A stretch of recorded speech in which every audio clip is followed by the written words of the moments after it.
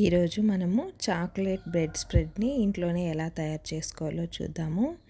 అందుకు stove on చేసి ఒక ప్యాన్ని పెట్టుకొని అందులోకి 1/2 కప్పు పల్లీలని యాడ్ చేసుకోవాలి.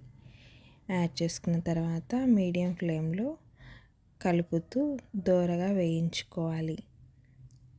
తర్వాత ఒక మిక్సీ జార్ని తీసుకొని అందులోకి మనము పొట్టు తీసిన పల్లీలని యాడ్ చేసుకోవాలి. యాడ్ చేసుకొని ఈ విధంగా ఒకసారి మిక్సీ పట్టుకోవాలి. తర్వాత దీన్ని ఒకసారి బాగా కలిపి మెత్తని పేస్ట్ అయ్యేంత వరకు, ఇందులోని ఆయిల్ బయటికి వచ్చేంత వరకు మెత్తని పేస్ట్లా మిక్సీ పట్టుకోవాలి.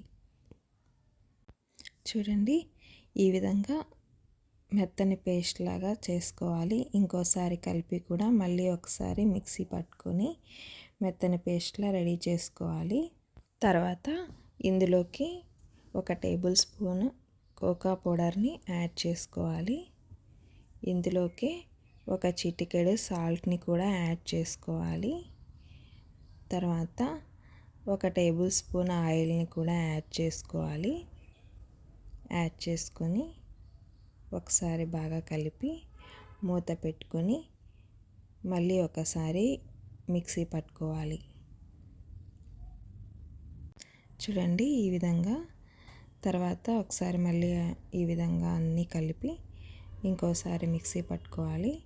తర్వాత ఇందులోకి 2 టేబుల్ స్పూన్ల హనీని కానీ లేకపోతే 1/4 కప్పు షుగర్ పౌడర్ని కానీ యాడ్ చేసుకొని మళ్ళీ మిక్సీ పట్టుకోవాలి.